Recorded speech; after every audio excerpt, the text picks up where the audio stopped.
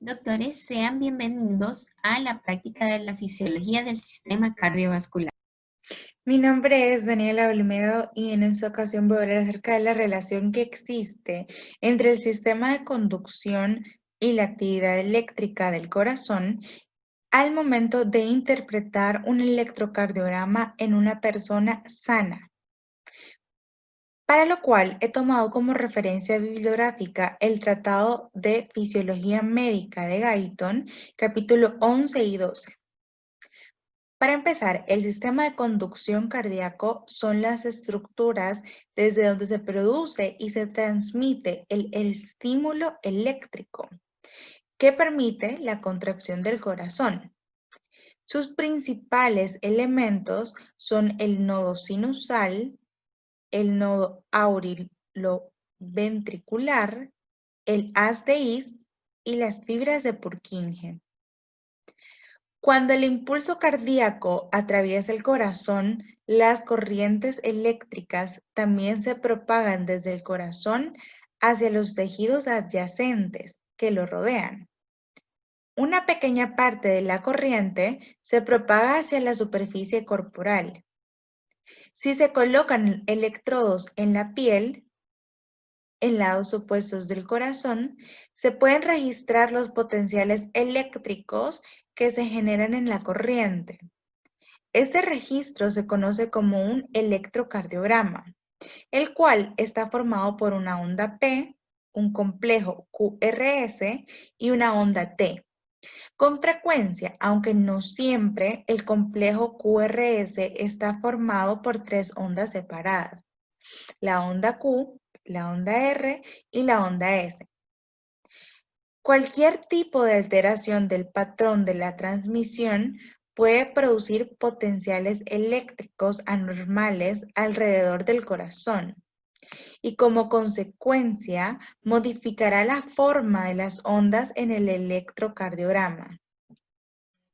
Tengan todos muy buenas tardes. Mi nombre es Yasmín Odalis Mengíbar Mancilla. Yo les hablaré sobre el punto 2 de ritmo sinusal. Definamos que el ritmo sinusal se refiere al ritmo cardíaco que se inicia en el nodo sinusal. En la mayoría de los casos, este ritmo recorre todo el sistema de conducción, despolarizando primero a las aurículas y posteriormente a los ventrículos. Cuando esto se produce sin grandes alteraciones, lo llamamos ritmo sinusal normal. Para determinar si un electrocardiograma está en sinusal normal, debemos tener en cuenta las siguientes características. Número 1. Onda P positiva en derivaciones inferiores y precordiales de P2 a P6 negativos en ABR e isofibásica en B1. 2. Cada onda P debe de estar seguida por un complejo QRS. El intervalo RR debe ser constante. El intervalo PR debe ser igual o mayor de 0.12 segundos. La frecuencia cardíaca debe estar entre 60 y 100 latidos por minuto. Resumiendo, si se presenta una onda P sinusal seguida siempre de un QRS con intervalo PR y una frecuencia cardíaca normal, podemos informar que el electrocardiograma está normal. Mi nombre es Javier Ortega y les voy a explicar el funcionamiento del electrocardiógrafo. El electrocardiógrafo se utiliza para la realización de los electrocardiogramas. Está compuesto por 4 elementos: un amplificador, un galvanómetro, un sistema de calibración y un sistema de inscripción. El corazón, para contraer y ejercer su función de bomba, necesita ser eléctricamente estimulable. Esos estímulos eléctricos producen diferencias de potencial que pueden registrarse. La actividad eléctrica cardíaca se recoge a través de una serie de cables conectados a la superficie corporal de un individuo. Esta señal eléctrica se envía a un amplificador que aumentará la pequeña diferencia de potencial que se ha producido en el músculo cardíaco. El amplificador está conectado al galvanómetro, también llamado oscilógrafo, cuya función es la de mover una aguja inscriptora que imprimirá la corriente eléctrica en un papel milimetrado. La aguja inscriptora se desplazará en mayor o menor grado de acuerdo con la magnitud del potencial creado, y lo hará de arriba hacia abajo según la polaridad de dicho potencial. Finalmente, el electrocardiógrafo tiene un sistema de calibración y filtrado que evita que otros tipos de corriente interfieran en la señal eléctrica cardíaca, al tiempo que permite la estandarización o la calibración del electrocardiograma. de manera de que un potencial eléctrico de 1 milivoltio produzca un desplazamiento de la aguja inscriptora de 1 centímetro. Las características del papel empleado para el electrocardiograma es que es termosensible, por lo cual no requiere del uso de ningún tipo de tinta. Está dividida en una cuadrícula milimetrada, tanto en sentido horizontal como en sentido vertical. Cada cuadrícula pequeña mide 1 milímetro, por lo que cada 5 cuadros pequeños las líneas se hacen más gruesas, quedando así marcados cuadrados grandes de 0,5 centímetros o 5 milímetros. El papel de registro recorre una velocidad constante de 25 milímetros por segundo, aunque en determinados casos, para analizar ciertas morfologías, puede hacerse que corra a 50 milímetros por segundo. Si el papel se mueve a una velocidad de 25 milímetros por segundo, 1 milímetro son 0,04 segundos o 40 milisegundos, y un cuadrado grande son de 5 milímetros son 0,20 segundos o 200 milisegundos. Muchos papeles de registro presentan en su borde superior una serie de marcas o rayas, que pueden estar presentes cada 5 cuadros de 0,5 centímetros, lo que va a indicar que cada 2 de estas rayas será 1 segundo. Las líneas verticales de la cuadrícula miden el voltaje o la amplitud de las ondas. Convencionalmente, los aparatos electrocardiográficos están calibrados de forma de que 1 centímetro de amplitud equivale a un potencial de 1 milivoltio, o 1 milímetro equivale a 0,1 milivoltios. El comportamiento de las ondas, que tomando como referencia el papel milimetrado, es que las ondas las mediremos a partir de la línea cero o la línea isoeléctrica, que corresponde a la ausencia de la actividad eléctrica. Es representada habitualmente por los espacios TQ o por los espacios TP. Tomando en cuenta esta línea base, son ondas positivas las que se inscriben desde el borde superior de la línea isoeléctrica hacia arriba. Inversamente, son negativas las que lo hacen desde el borde inferior de la línea hacia abajo. Las ondas P son prácticamente positivas en todas las derivaciones, a excepción de las derivaciones ABR, frontal, la cual es negativa. En la derivación V1 es isodifásica.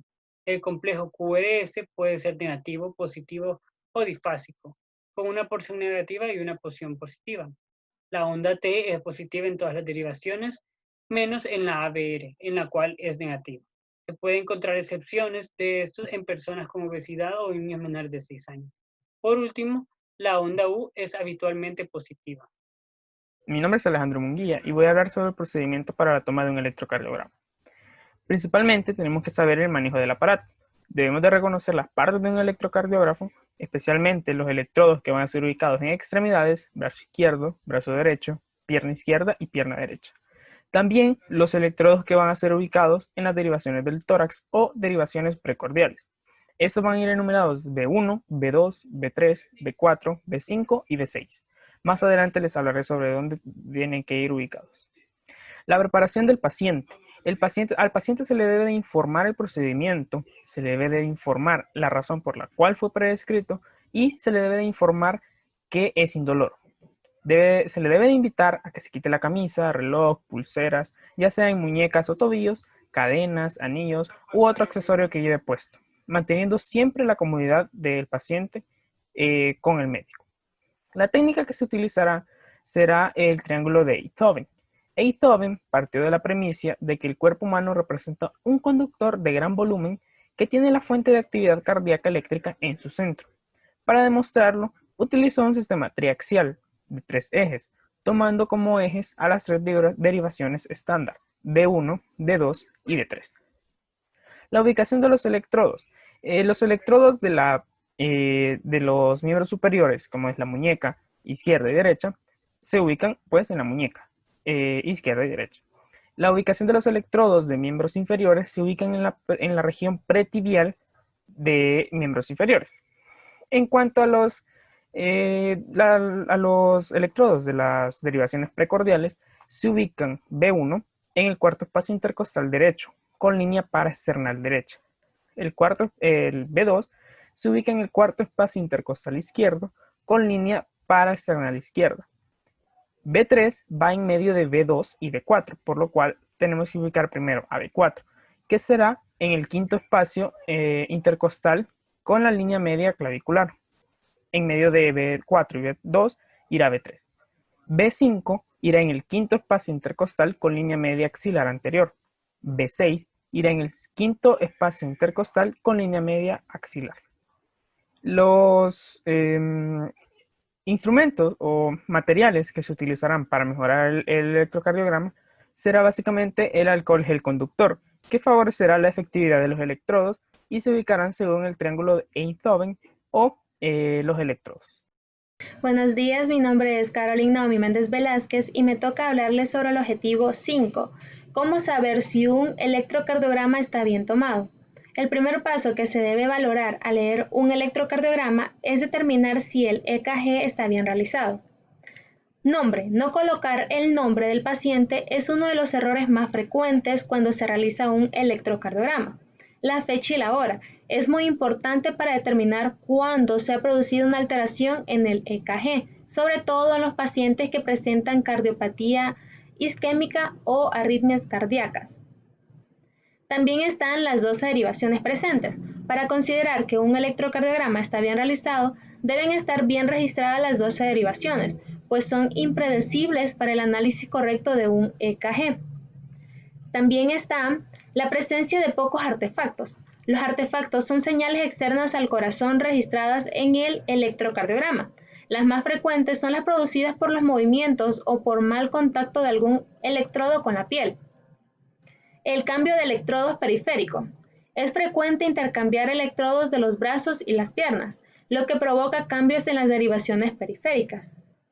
La mala colocación de electrodos precordiales. Colocar los electrodos precordiales muy bajos o muy altos es aún más frecuente que cambiar electrodos periféricos. ¿En qué circunstancias se toma un electrocardiograma de 6 derivaciones, 12 derivaciones y qué información brinda cada uno? Están las derivaciones de las extremidades o del plano frontal. Se le denomina así a las derivaciones del electrocardiograma que se obtiene de los electrodos colocados en las extremidades. Las derivaciones de las extremidades se dividen en derivaciones bipolares, también llamadas clásicas, y derivaciones monopolares aumentadas. En las derivaciones cardíacas clásicas está la D1, que es la diferencia potencial entre el brazo derecho y el brazo izquierdo. La D2, diferencia de potencial entre brazo derecho y pierna izquierda. Y la D3, que es la diferencia de potencial entre brazo izquierdo y pierna izquierda. También están las derivaciones monopolares aumentadas. Está la ABR, potencial absoluto del brazo derecho. ABL, potencial absoluto del brazo izquierdo. Y ABF, potencial absoluto de la pierna izquierda. Los electrodos precordiales son 6 y van colocados en la región precordial. La B1 en el cuarto espacio intercostal en el borde derecho del esternón. La B2 en el cuarto espacio intercostal en el borde izquierdo del esternón. La B3 a la mitad de distancia entre los electrodos B2 y B4. Y el B4 en el quinto espacio intercostal en la línea medio clavicular. Está el B5 en la misma línea horizontal que el electrodo B4, pero en la línea axilar anterior. La B6 en la misma horizontal que los electrodos B4 y B5, pero en la línea medio axilar. Gracias. Ana Morán, y yo les voy a continuar hablando sobre el punto número 5. En este caso tenemos, si es un electrocardiograma de 12 derivaciones, ¿la técnica cambia? La técnica no va a cambiar, sino que hay 12 derivaciones diferentes en el electrocardiograma estándar, lo que permite un análisis más detallado de la actividad eléctrica del corazón. Recordemos que el electrocardiograma de 12 derivaciones está constituido por 3 derivaciones de los miembros potenciales, que son las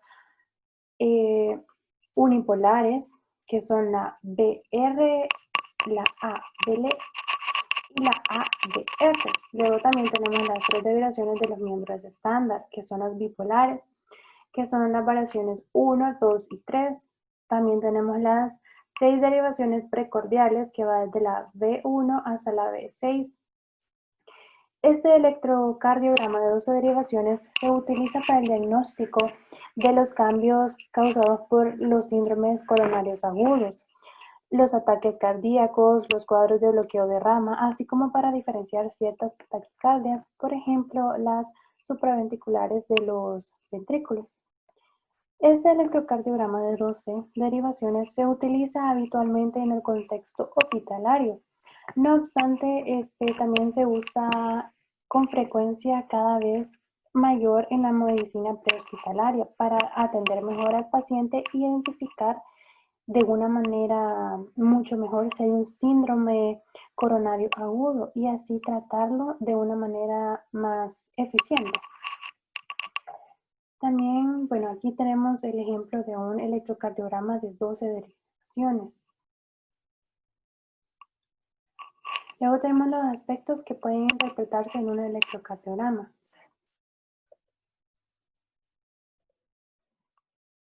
Bueno, primero hay que determinar si un electrocardiograma es la frecuencia cardíaca. Saber si estamos ante una taquicardia, una bradicardia o una frecuencia cardíaca simplemente normal. Luego de eso tenemos que identificar el ritmo cardíaco, que es determinar si los complejos QRS son rítmicos. ¿Cómo? Vamos a observar si los intervalos RR, que es la distancia entre dos QRS, son similares. Después hay que valorar si el electrocardiograma está en un ritmo sinusual. Para ello debemos determinar si cada ciclo cardíaco tiene una onda P producida por el nodo sinusal. Si este siempre va seguido por un complejo QRS. Si estas condiciones se cumplen, podemos decir que el electrocardiograma es rítmico y está en un ritmo sinusual. Luego también están los intervalos PR. Se debe medir el intervalo PR, que normalmente es entre 0.12 segundos a 0.20 segundos, desde el inicio de una onda P hasta el inicio de una onda QRS. Una prolongación del intervalo PR permite diagnosticar si hay un bloqueo aventricular de primer grado, o un intervalo PR corto va a permitir diagnosticar síndrome como el de Wolff-Parkinson-White. Luego tenemos el intervalo QT, que se debe medir el intervalo desde el inicio del complejo QRS hasta el final de la onda T. Este intervalo varía según la dependencia de la frecuencia cardíaca. Alteraciones del segmento ST. El segmento ST nos va a avisar la presencia de una cardiopatía isquémica. Es la línea entre el final del complejo QRS y el inicio de la onda T. Esa debe ser electrónico y para estar seguros si está descendido o está elevado se debe comparar con el segmento PR o en caso de una duda con el segmento. Luego hay que valorar todas las ondas e intervalos para finalizar ya el análisis que es por las ondas e intervalos del electrocardiograma que hayamos valorado previamente. Valorar la presencia de un bloqueo de rama, alteraciones de la onda P, de ondas Q patológicas o alteraciones de la onda. Mi nombre es Luis Roberto Mendoza y les voy a hablar acerca de las ondas, los intervalos, los segmentos y los complejos en un electrocardiograma normal. Como bibliografía de este apartado se usará el manual de electrocardiografía MIR en su primera edición de Aida Suárez Barrientos y de Borja Ruiz. Como primer punto vamos a describir un poquito acerca de qué es una onda, qué es un intervalo y qué es un segmento y cuáles son la relación de las ondas con el complejo QRS. Como primer punto tenemos que las ondas son las distintas curvaturas que toma el trazado de un electrocardiograma. Estas pueden ir tanto hacia arriba como hacia abajo. Si estas van hacia arriba se dice que son positivas, pero si estas van hacia abajo se dice que son negativas. Luego tenemos a un intervalo. Un intervalo dentro de un electrocardiograma es la porción de que incluye un segmento además de una o más ondas. Y un un segmento dentro de un electrocardiograma son las líneas, que normalmente son isoeléctricas, que se unen una con otra sin incluir ninguna de ellas. El complejo QRS, que en este caso está en esta parte, es la unión de tres tipos de ondas, la onda Q, la onda R y la onda S. Para hablarle acerca un poquito más de las ondas, vamos a pasar a la siguiente diapositiva. Una onda tiene 5 características principales. Tiene un inicio, tiene un final, una dirección, una duración, una amplitud y una configuración. Para empezar hablando de las ondas, vamos a describir qué es la onda P. La onda P es el registro de la despolarización auricular. Comienza con el nódulo sinusal y se propaga con las aurículas en todas las direcciones. Esta onda P, el inicio de esta onda P se identifica como la primera desviación súbito gradual respecto a la línea basal.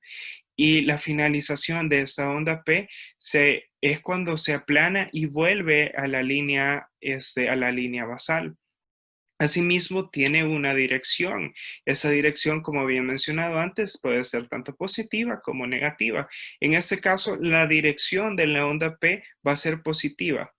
La duración de la onda P de todas las ondas se mide en segundos y la duración de esta onda P sinusal normal tiene un aproximado entre 0,08 y 10 segundos.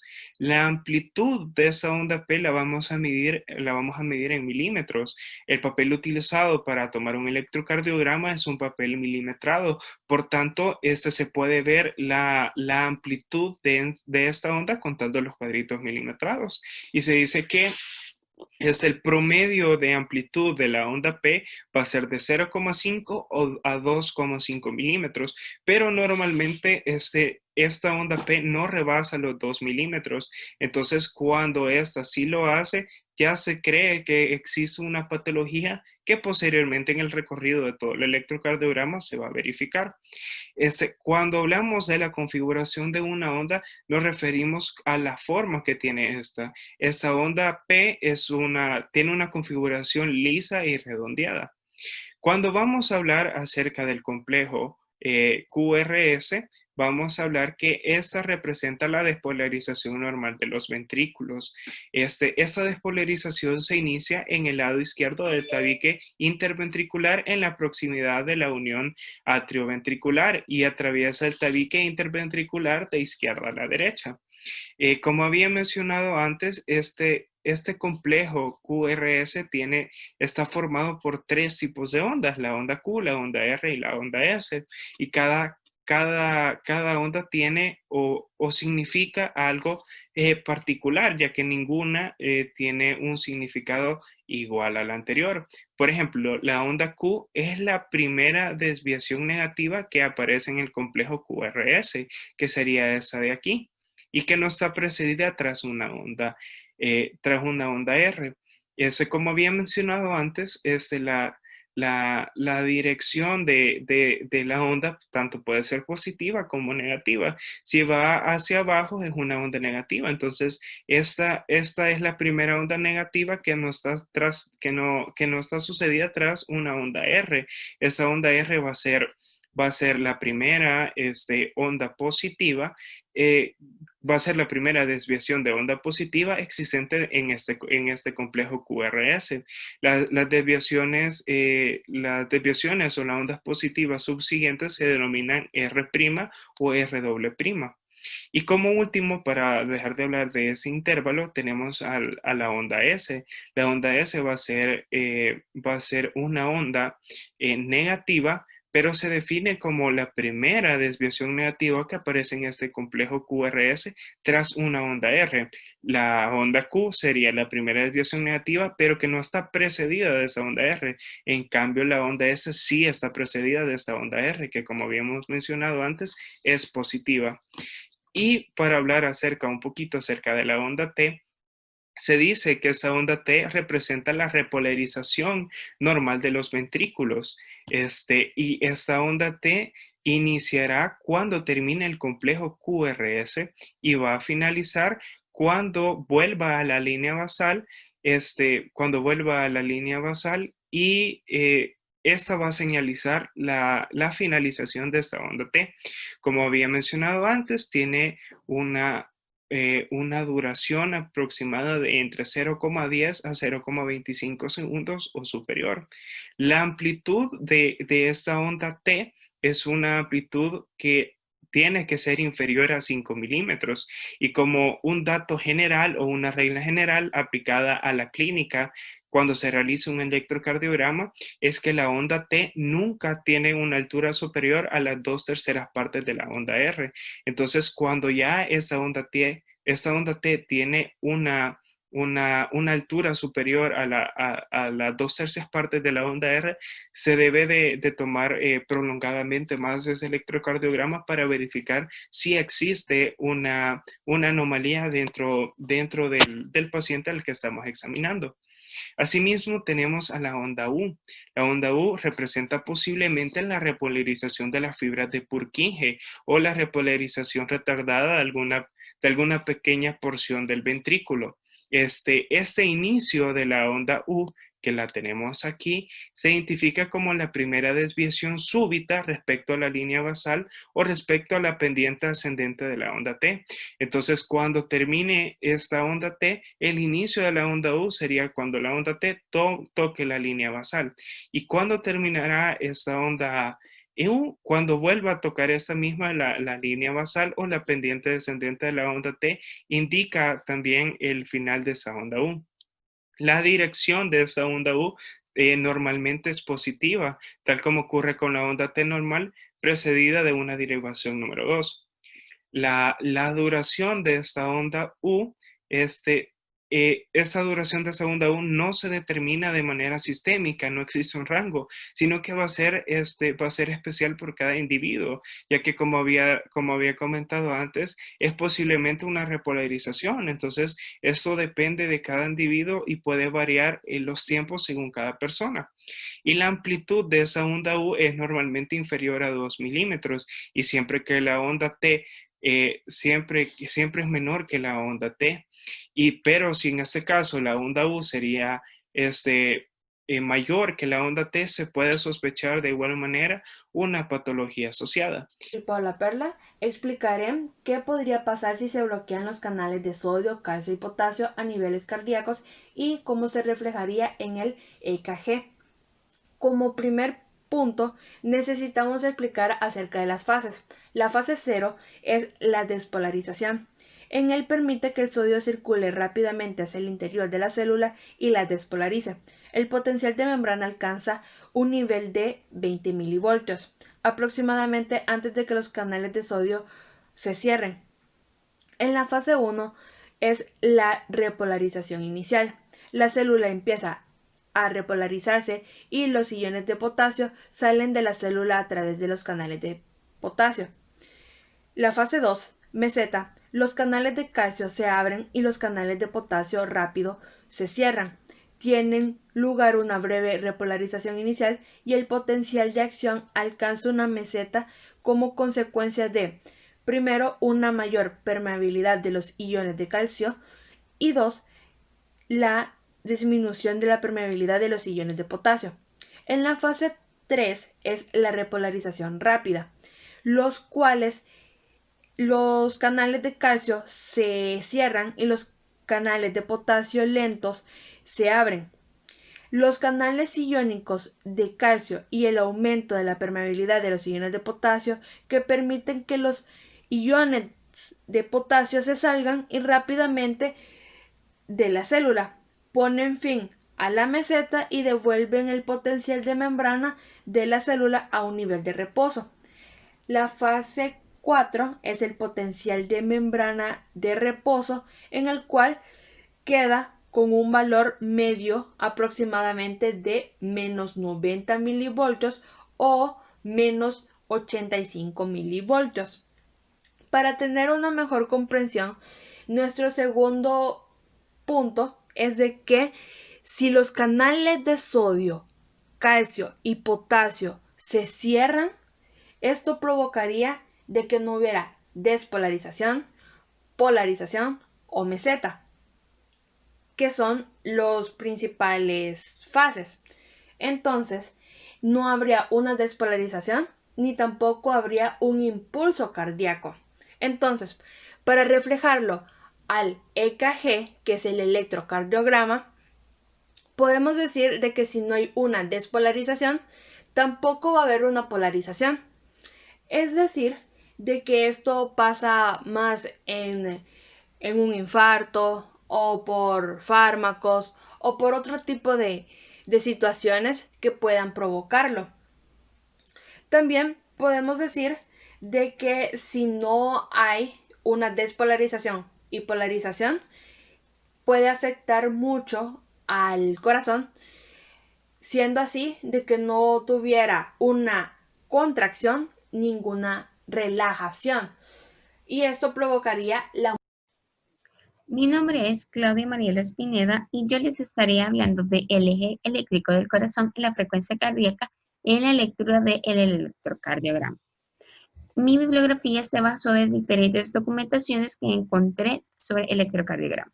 El eje del corazón se dice que se necesita recordar las derivaciones tanto bipolares como las derivaciones unipolares, que la D1 va relacionada con la ABF, la D2 con la ABL, la D3 con la ABR.